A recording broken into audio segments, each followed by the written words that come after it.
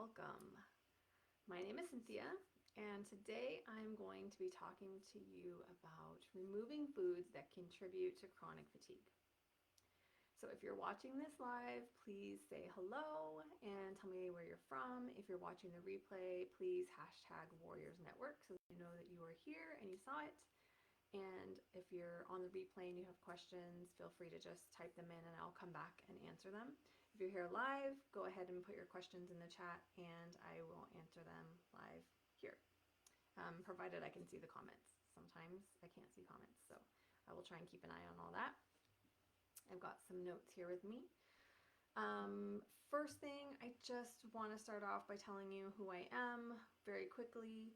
I'm an intuitive healer and I like to combine science and woo to help mature women heal their chronic fatigue naturally, using mainly nutrition, supplements, and that sort of thing, right? Like I'm not the kind of person who likes to take pills for any reason. Even taking pills, like supplement versions of pills, are sometimes difficult for me. So I want to do everything as natural as possible, and that's how I got to where I am. So that's just a little bit about me. So let's jump right in because I want to get started and get going. So first of all, what is chronic fatigue? So the symptoms of it are like you're constantly tired, you wake up feeling like you never went to sleep, you crash at various times throughout the day. Adrenal fatigue is more like where you crash in the afternoon, like 2-3 o'clock time frame. That's pretty standard of adrenal fatigue. Chronic fatigue is more regular throughout the day, and it can come and go during the day, and it can come and go from day to day. But it can be similar to adrenal fatigue, but it's a lot worse. Basically, you're tired a lot more of the time, and you just don't have the energy to do the things. Your arms and legs can feel kind of heavy, although that's more typical of neurological fatigue, which I'll talk to in just a minute. So these kinds of things, right? And you might go to the doctor and tell them that you're feeling tired all the time, and they might test you for thyroid, they might test you for a whole host of things and come back and say, well, everything is fine, all your labs look normal, you're not quite sure what's wrong with you. And that's when I don't think doctors say it anymore, but a lot of doctors used to say, like, well, I think it's just in your head. I've heard that a lot from doctors in the past. It's all in my head, I'm making it up, whatever. Um, so that's typical, or it used to be. Like I said, I don't think they say it much anymore because I haven't heard it in a while, although I don't really complain to my doctors about symptoms anymore because I've got my protocols and I use them and they work, so I don't really need to go to the doctor much anymore, which is fantastic. And if you're one of those people who's been to 30, 40 doctors in the last couple of years and no one can find anything or help you, then that's who I'm here to help, because those are the people that need this information that I'm about to give you. So those are the symptoms of chronic fatigue, what it feels like. If you're here, you probably have many of them, if not all of them. Chronic fatigue and how it comes about. So it's caused by a combination of Epstein-Barr virus, of which there are over 60 different varieties, according to the medical medium, and in stage 4, which I'm not going to go into in this video, but there's basically stages of the Epstein-Barr virus. I'm going to do a whole other video on it. That's why I don't want to touch on it today because we'll be here all night. But there are 4 different stages, and when you get to stage 4, that's the most damaging, and it's what causes chronic fatigue. So stage 4 Epstein-Barr virus plus toxic heavy metals like mercury and aluminum, because the Epstein-Barr virus, viruses eat. That's something that a lot of people don't know or understand, but it's something that the medical medium has brought to the world. Basically, viruses eat, and one of the things that they eat are heavy metal toxins. So mercury and aluminum are one of them, but also lead, or pretty much any of the toxic metals that you can think of, they will eat them. And then also foods, right? So eggs, their number one favorite, dairy, gluten. they will eat all of those things. So when you've got a virus in your body and you're feeding it continually, either through toxins you've already got in your body, toxins that are coming into your body, or food you're feeding it, you're basically perpetuating this virus within your body. And so what happens is the virus will create a neurotoxin that inflames your central nervous system. And when that happens, it can weaken your adrenals, it weakens your liver, it weakens your digestive system, and just makes you really tired.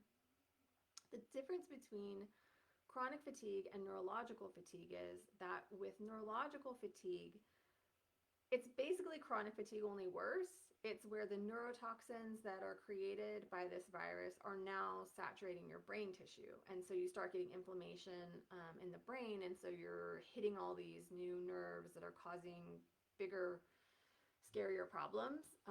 And this is, like I said earlier, typically where you'll start feeling like your arms and legs feel like lead, or they're like sandbags and you just can't move. And it's a really weird sensation if you've ever had it, where you feel like you just climbed to the top of the highest mountain and you're just super exhausted and you can't move another muscle. Like that's what it feels like, only you didn't do anything. You literally may not have even gotten out of bed that day, and that's how you feel. It will take you to the point of where like you can barely stand up. Like if you've ever had the flu and you stand up and you're just like, oh man, it's just too much effort to stand up. Like I gotta sit down. I can't stand today. It's a lot like that, only you don't have the flu. But that's what it feels like in your body. So not being able to shower, not being able to leave the house, not being able to get out of bed, like Anthony Williams calls it Mattress Island. I was there for an entire year. Basically, all I did, I left the house to take my kids to school and to pick them up, and then I went to bed in between, and that was pretty much it. I was in bed the whole time. My husband literally brought me food to my bed, and that's where I ate my meals. So it's not a fun place to be, so I get it. If you're there, I want to help. That's what this is all about. Just me trying to help people get off Mattress Island. Or if you're not even that bad and you're finding that you just don't have the motivation or the energy to get out of the house because you're too tired all the time, those are also people that I want to help, because honestly, nobody should have to live with chronic fatigue or neurological fatigue. Neurological fatigue is awfully worse.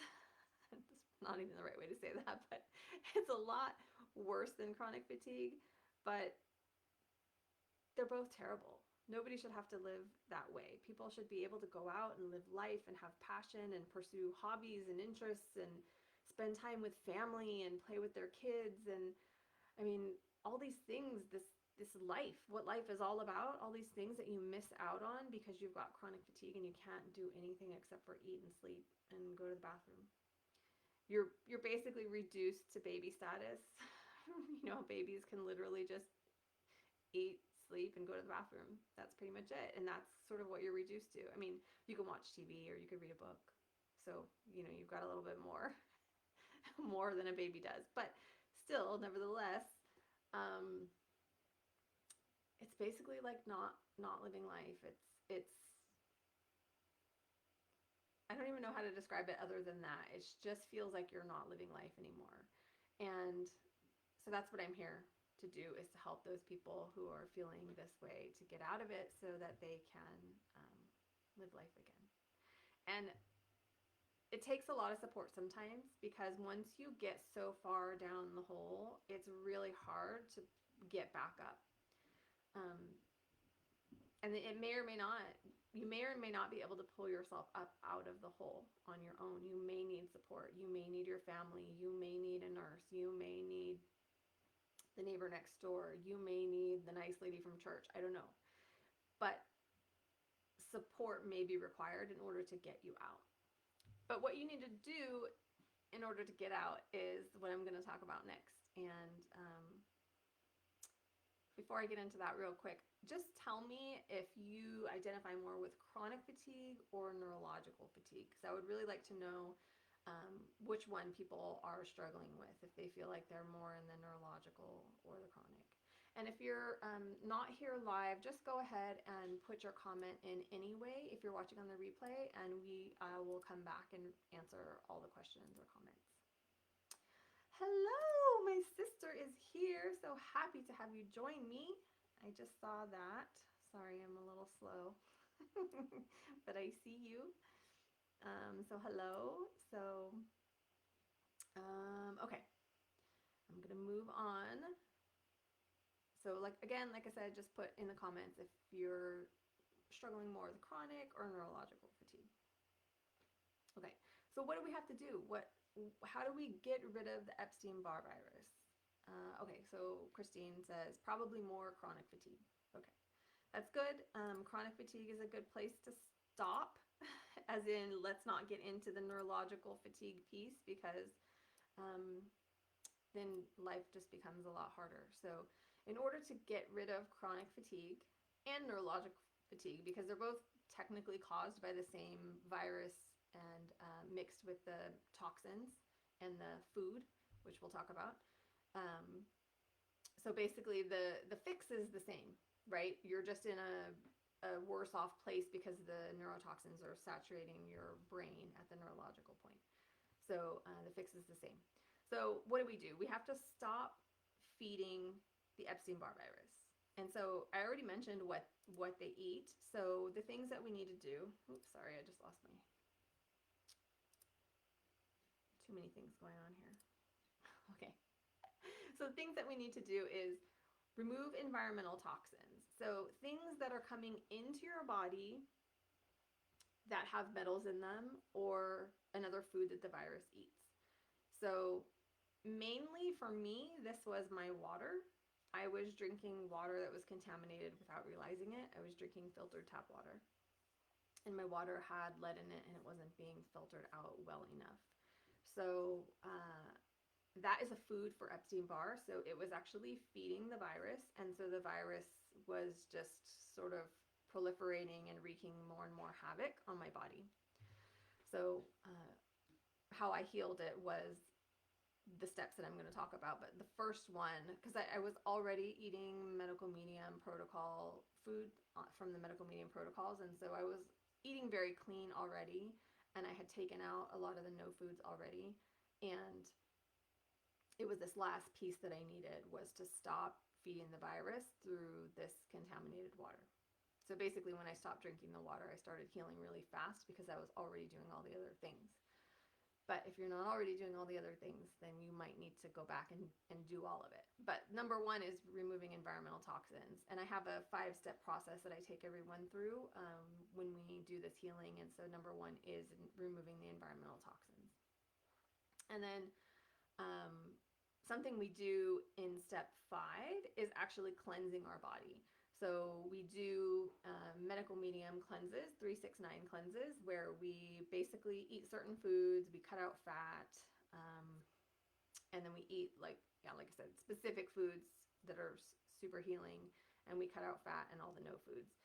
And that's how we allow our liver to detox all this stuff that we've got going on inside, the metals, as well as killing off the viruses, and then detoxing the neurotoxins, basically.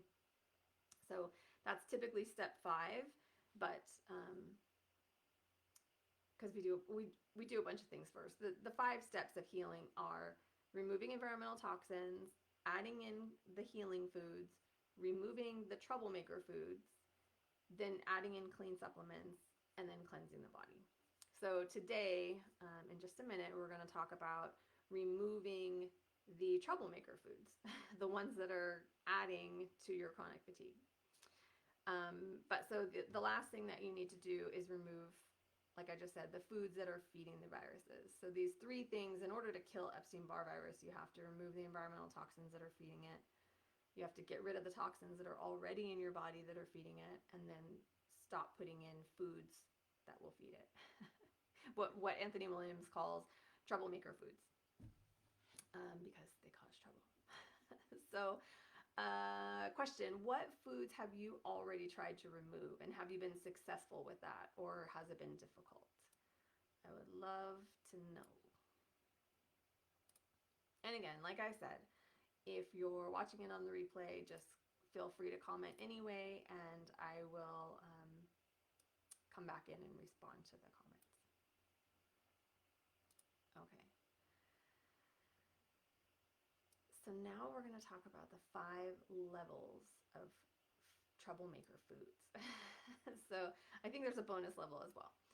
So level number 1 are sort of like the favorite foods. Just call it the favorite foods of the virus, right? So the ones that cause the most havoc because either they really like that food or because it blocks detox. So the level 1 foods are eggs, dairy, gluten, soft drinks, and excessive salt. So salt is more of blocking detox, not necessarily a food of the viruses. But the eggs, the dairy, the gluten, the soft drinks, those are the things that will feed the virus that we want to cut out of our diet. That's level number 1. Those are the most troublesome of the foods. So that's why those are the ones that we cut out first. Even though in my 5-step healing process, the 3rd step is removing troublemaker foods. And if you watched my video last week, I explained why we add the healing foods in first before we remove troublemaker foods. There is one food that I actually say to remove like right off the bat, and that's eggs.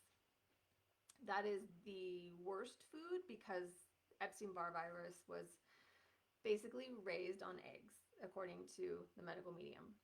So yeah, eggs is the number 1, and I tell people to cut that out all the time. Especially, I mean, if you're not having any health issues, eat your eggs, fine. But if you're having any health issues that are chronic illness related, and there's so many chronic illnesses, particularly if a doctor doesn't know what to do about it, definitely cut eggs out because it's a huge piece of the puzzle that most people don't know or understand because there's been so much confusion about eggs over the years. It's crazy. Okay, Christine says, okay, good. My only issue is dairy. Everything else I don't eat. Fantastic. And dairy can be really hard to cut out. That's a tricky one because it's in a lot of things, like anything processed or packaged. It's in so many things. And then, anytime you eat out, like, I swear everything, they put cheese on everything. They really do. So, I mean, the easiest way for me to avoid dairy is to just look for the vegan food. I eat vegan food a lot, but I'm not vegan because I still eat meat. But I often go for the vegan food because I want to cut out the eggs and the butter and the milk and, all the dairy basically. So I eat vegan a lot. I just add meat to it because I do still enjoy having meat in my diet, although not a lot because I don't love most meat. I'm very picky about the meat that I eat. So I generally just buy the vegan stuff and add meat to it. That's how I roll. Okay. So that was level number 1. Level number 2 is pork, tuna, and corn. So one of the biggest problems with detoxing is fat. The amount of fat that you have in your system raises the amount of fat you have in your blood, and the amount of fat in your blood makes it thicker and harder to pump and harder to detox. So the more fat you have in your body, the more you're going to hold on to all those toxins. And it's also, when your blood gets really thick, it's also what will give you like dark circles under your eyes.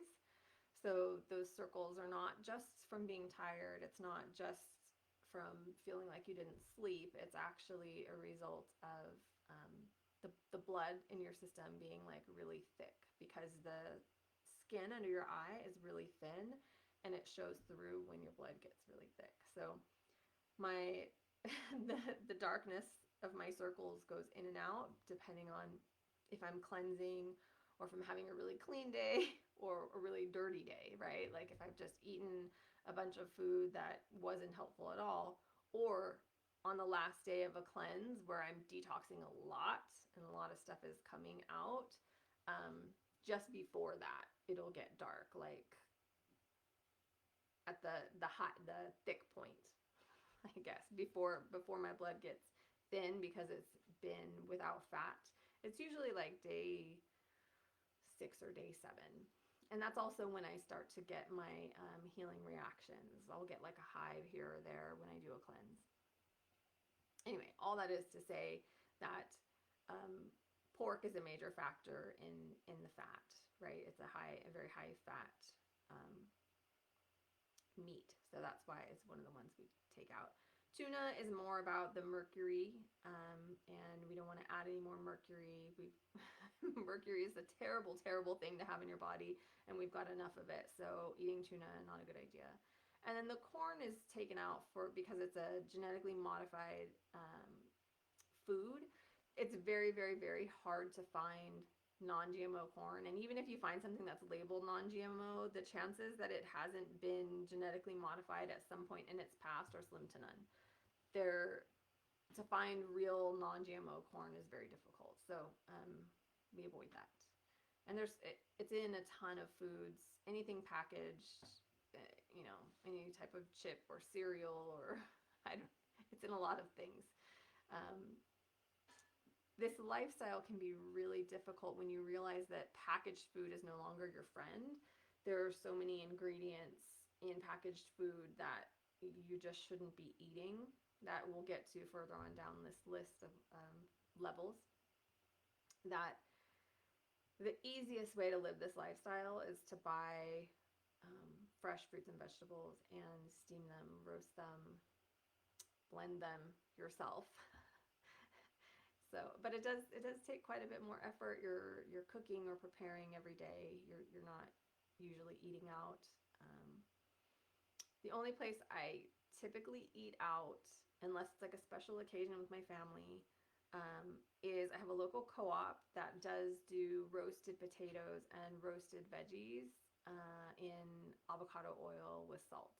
And so if I'm not on a cleanse, I will eat that sometimes, just because it's like the one thing I can buy outside of the house that doesn't require me to cook or prepare anything. And so I do still eat some fat. The only time I'm completely fat-free is when I'm on a cleanse, and I do a cleanse about once a month.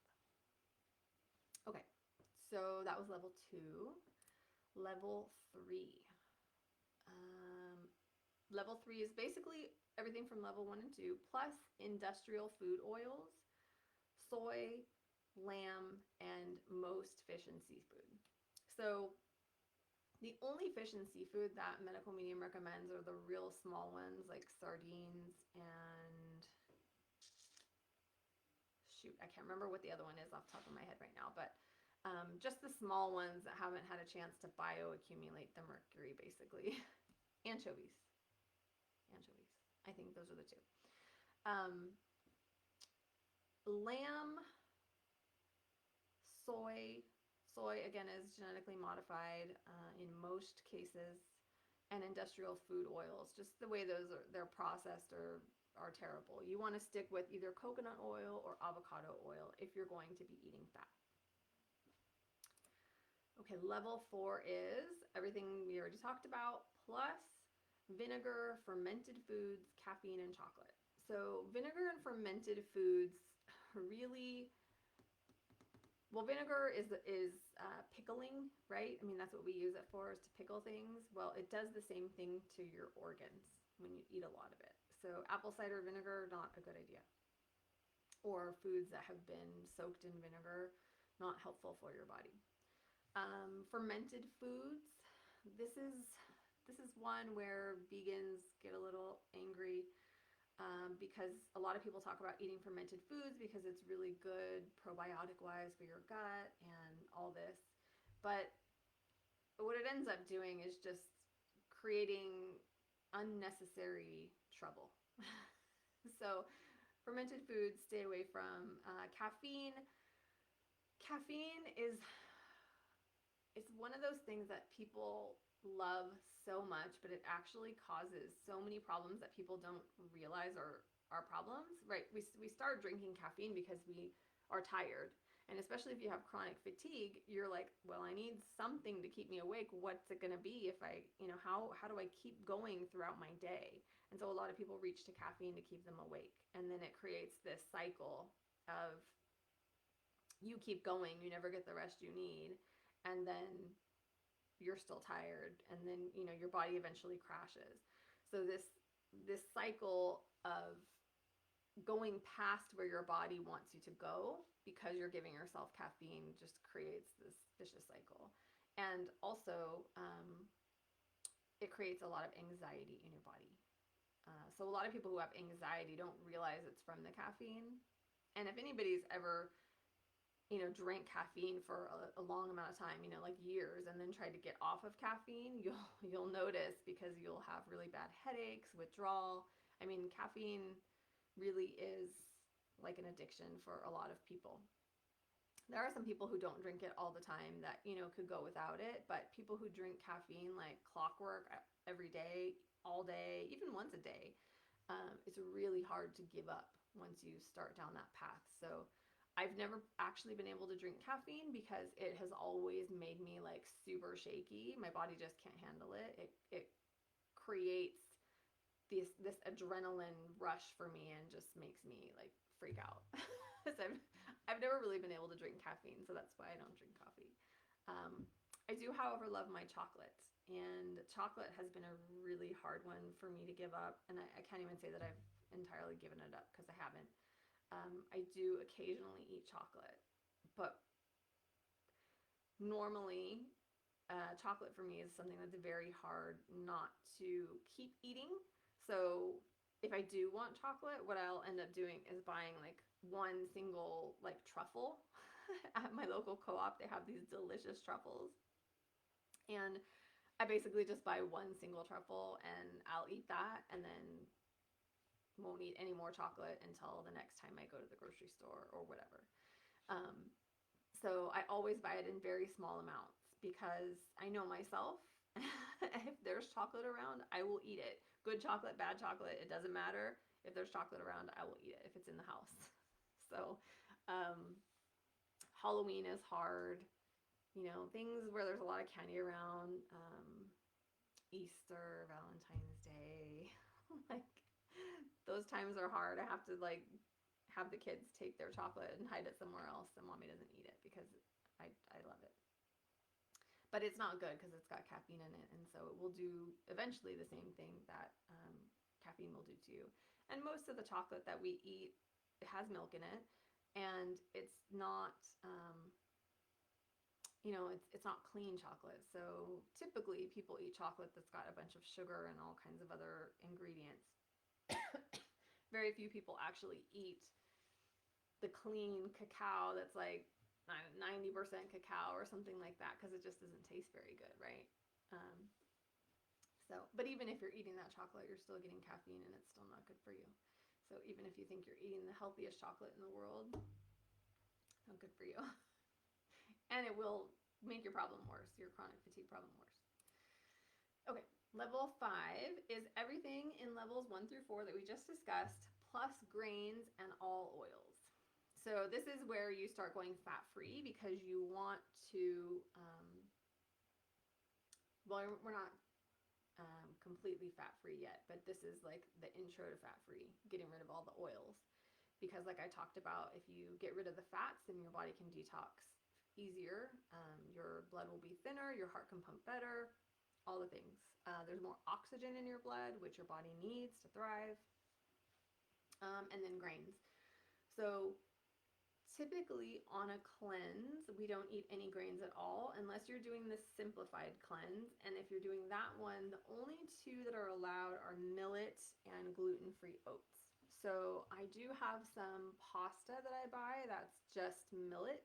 It's made of just millet, and that pasta is actually delicious. And that's one way I get around not being able to eat pasta, which I love. It's like one of my most favorite things to eat. And I'm going to Italy in a couple of weeks, and I'm really nervous because I don't know what I'm going to be able to eat there. I'm going to be near like a market, the Rialto market, and I will probably be just buying lots of fruits and vegetables, steaming a bunch of potatoes, and veggies and eating that. But when we do eat out, because I know my husband is going to want to eat out, he's not going to want to cook in Italy every day. So, yeah, I'm hoping they've got at least gluten-free pasta. I know they're not going to have millet pasta, but if I can find gluten-free pasta, that would be better. But for the purposes of this, what we're talking about, the EBV, we want to get rid of the grains, basically. So all grains. So we're talking about rice and buckwheat and and quinoa and even the things you think are healthy, white rice, brown rice, doesn't matter. You want to take out all those grains. Like I said, the only two that are allowed sometimes on the simplified cleanse is millet and gluten-free oats. And if you're not on a cleanse, millet and gluten-free oats are okay every day. Those are not going to feed the viruses, so you're okay with those there. And then the bonus. The bonus is to cut out salt and mixed seasonings entirely and avoid radical fats entirely for a period. So, in avoiding radical fats entirely is really difficult to do. You really have to create your own food all day, every day, because it's very hard to find fat-free food unless we're talking about a whole food like a fruit or a vegetable.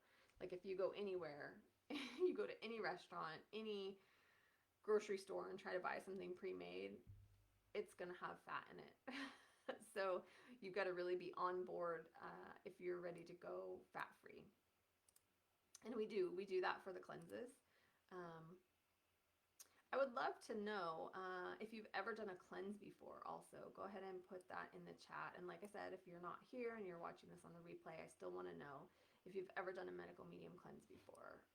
There's a bunch of different versions. There's like a 28-day one from the Thyroid Healing book, and then the original 369 I think is in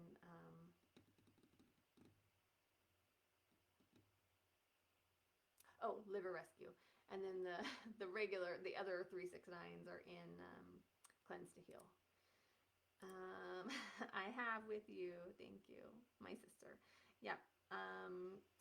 She has done a cleanse with me before because I'm always trying to tell her what to eat because I'm a naughty little sister.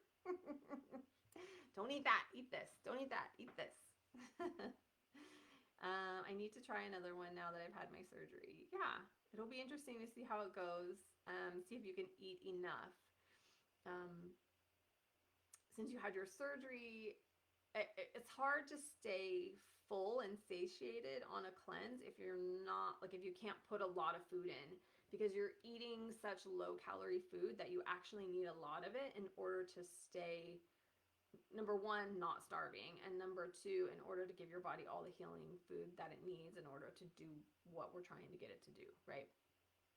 So it'll be interesting to see if you can eat and drink enough to keep yourself full on a cleanse. But I hope you can, because I think it'll really help. I think everyone should cleanse, honestly. If you can handle it, I think everyone should cleanse. Okay, and then salts and mixed seasonings. So salt, like I mentioned before, salt blocks detox. So it basically just blocks detox. So you can't, you can detox if you're eating salt, but it's a lot slower. It tends to hold on to things. Yeah, I wonder if I just keep eating over small time periods. Yeah, I think you could probably do it. You're just gonna have to eat like every hour, or maybe every 2 hours. Like it's gonna have to be very often in order to get enough food in, so you're not starving. But I think you could do it. Yeah. Okay. Oh, and mixed seasonings. So mixed seasonings, like one that my husband absolutely loves is called Montreal seasoning, and it's like they have a chicken version and a steak version, and it's mixed with all of these things, and it's got a ton of salt in it. It's delicious, by the way, but it has so many different ingredients in it, and some of them are normal ingredients, like standard whole herbs or spices, but some are like anti-caking agent kind of things, or preservative kind of things you don't want in your seasonings. So all the spices and herbs that we use are all single, and then I I like create a concoction and mix them together to get what I want in order to season our food with it. I don't buy like pre-mixed seasonings in general because you never know what's in them. You have to read every single bottle to make sure there's not something weird in there. My mom bought garlic salt the other day, and you would think, well, what's in garlic salt? It's just garlic and salt. But no, there was like, gosh, I can't even remember what it was called. It was like rice concentrate or something like that. I'd never heard of this ingredient in my life before, but I saw it and was like, oh no, we're not eating this. I don't know what that is, but my body doesn't need it. So random ingredients you will find in mixed seasonings, so avoid those. The only mixed seasoning I use is organic Italian seasoning, and that's because it's just like 4 herbs mixed together, and it saves me time. I don't have to do that myself. So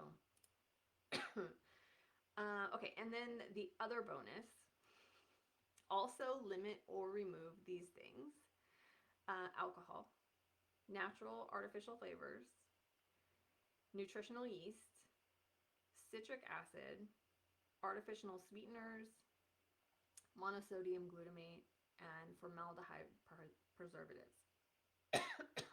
Sorry. So alcohol is obvious, right? You're literally trying to rehab your liver right now, and when you put alcohol in, you're just giving your poor liver more to deal with. Like, it can't do the detox it's trying to do for you if you're putting liver in. Natural and artificial flavors are generally not natural. So,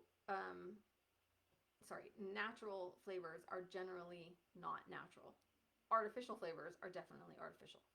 Um, but you buy something organic and then you'll see natural flavors in it and you think like, oh, that's totally normal. It should be fine. It's like lemon juice or something, right? But you're guessing because you don't actually know what it is. It's generally not what you think it is, and it should be avoided. Nutritional yeast is something that can irritate the lining of your digestive system, and so it can cause a lot of other issues. So that's why we avoid that one. Citric acid, gosh, I can't tell you the number of times I've seen citric acid as an ingredient in something and thought, why is that in there? Usually used as some type of preservative, but why can't they just use lemon juice? And a lot of people think citric acid is lemon juice, but it's actually not. And it's something you want to avoid. So for me, like buying salsa, for instance, you want to buy a pre-made salsa. There's only one that I know of that doesn't have citric acid in it. Literally one brand, and it's Amy's, and I can't buy it at my local co-op. I actually have to order it online through Amazon. So if I don't want to make my own salsa, I'm ordering it from Amy's online. Artificial sweeteners, that one's kind of standard. I feel like a lot of people have known about artificial sweeteners for a really long time, like Splenda and, Sweet and Low.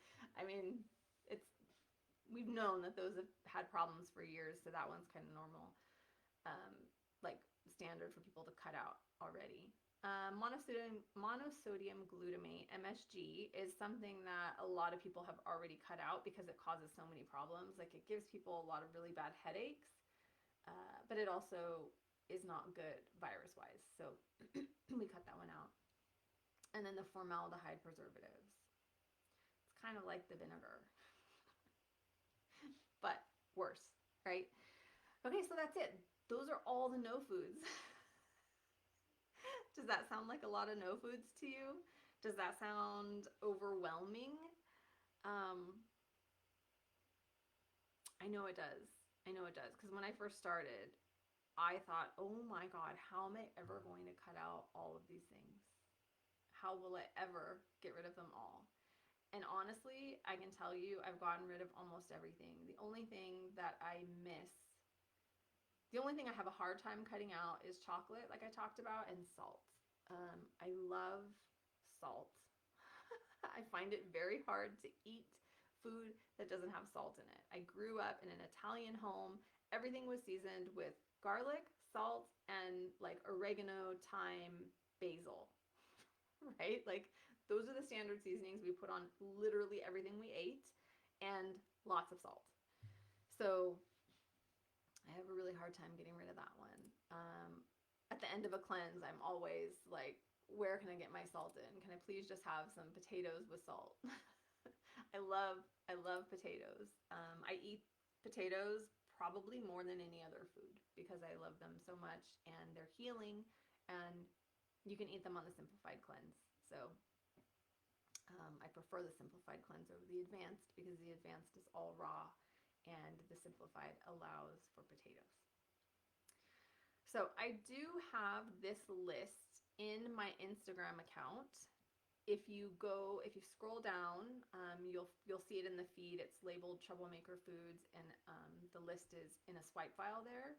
It's also stored at the top of my Instagram account. If you go up to the top, there's a highlight called Swipe Files. And in there, if you go through them, I've got a couple of other things in there too, but I think it's the first one. Let me just check.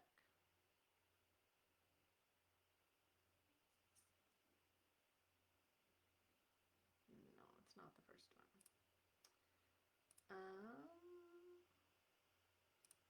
Oh, it's the last one because it's the first one I posted. So it's like fourth or fifth one in. But if you go to the swipe files highlight and then you click through them, you'll see one that says Troublemaker Foods, and that'll take you to the swipe file where you will see all the Troublemaker Foods that I just listed. So if you want to know what you're supposed to be cutting out, that's it. And remember, the reason we're cutting out those foods is because we want to either stop feeding the virus or it's bad for our body in some other way, which I talked about, like salt, for instance, not allowing you to detox, or vinegar pickling your organs, right? So either we're trying not to feed the virus or we're trying not to cause some other harm to our body, and that's why we're cutting out these foods. So again, like I talked about in the beginning, there are 5 steps to healing any chronic illness, but particularly for chronic fatigue. Number 1, removing your environmental toxins, things that are coming from the outside in that you may or may not know about. Like I said, I was drinking toxic water and didn't know it for years. Number 2, we're going to add in the healing foods. And then number 3, what we just talked about, is removing the troublemaker foods. And then number 4, we're going to add in really clean supplements. Medical Medium recommends Vimergy. That's what I use, that brand of supplement. And then number 5, we're going to cleanse our bodies. And I do cleanses once a month. I lead them. And if you're interested in joining a cleanse, you can join anytime. I basically just post about it on social media. Every once in a while, I'll do like a Voxer group where you can come in and ask questions if you want. I don't always do that, but I do sometimes. And then there are actually 2 other ways that you can work with me. I have a 60-minute I have a 60-minute intuitive health reading where I can help you get clarity on your health issues. Basically, find the blocks in your body, the blocks to healing, and help you clear them. If it's like an energetic thing, I can generally clear it while we're doing the reading. If it's physical and we can't clear it, then I will basically give you nutrition information and basically guidance on how to get rid of that particular block, because it's different sometimes. They're not all the same. So there's that. And then also, if you want to do like something bigger, if you're ready to go on this journey, like you know all the medical medium information, you even read the books, but you're just not quite sure how to take the next steps, or you just feel like you really need support, that's where my bigger program comes in. It's a 90-day chronic health program. And I take you through those 5 steps that we talked about, one at a time, kind of at a slow, measured pace. So we help you get to where you're going. We go slow to go fast. So some people that I see doing this online is they'll hop into a cleanse and they'll try and go as fast as humanly possible because they want to get better now, which is fantastic. I love people who are all in, committed, 2 feet jumping in. But at the same time, when they do that, sometimes they get some big healing reactions during a cleanse, and then it makes them want to quit, or it makes them think it's not working. When in reality, it is working, but you just need to go a little bit slower. So best to go slow to go fast. So I call it turtle pace because, you know, even the turtle won the race. He just had to go slow and kept putting one foot in front of the other. If you're like the rabbit and you start out all crazy and then you get a bunch of healing reactions and then you're like stuck in bed because you can't move, then you have to kind of like start all over. So we don't want to do that. And it's not really starting all over because you are detoxing, but it's not helpful for living your life while you're doing it. Like the point of what I do is to be able to cleanse while you're still living your life and just get gradually better and better and better, as opposed to doing like these big swings of up and down. Mine is more like this. It still sometimes can be 2 steps forward, 1 step back, but you're usually moving up and up and up as you go, unless you encounter a toxin that you're not aware of.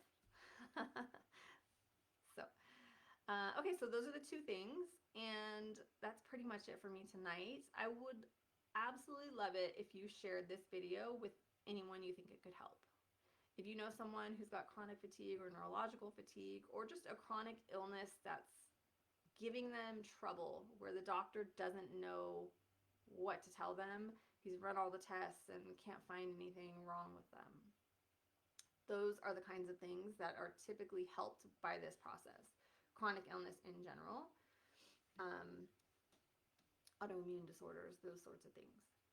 Food allergies, chemical sensitivities, those kinds of things can be helped with this process. And then if you just want to follow me and connect with my work, there's a bunch of different ways to do it. I'm on Instagram all the time. My handle is Serenity Warrior Mama. I also have this group. So right now I'm going live in the group, but if you happen to be watching this on YouTube, the group is facebook.com/groups/The Warriors Network. And you can join that group and come in there. It's a smaller group, under 100 right now, but we're growing and bringing more people in every day. And then my YouTube channel is just youtube.com/@Warriors Network. So if you wanted to watch this video or the replay of this video or my other videos, I do about one a week and I've been storing them there. So that's a really cool thing to do if you want to catch up on what you missed in the past. Okay, so that's it for me tonight. I hope that was helpful for everyone. And before I hop off, Christine, sister, if you're still here, do you have any other questions? I'm actually not sure if you're still here because the last comment came in, looks like 13 minutes ago. So if you have any questions, let me know. And if you happen to comment after this live is done, that's fine too. Like I said, I will come back in and I will respond to any questions that are left. Oh, I see. No, but thank you. You're so welcome. I'm so glad you were here tonight. So much fun when I have somebody else to talk to. I love it. Okay. Have a good evening, and I hope that was helpful. And I would love to hear from you if you've got questions about anything that I just talked about. And that's it. Have a good night. Bye.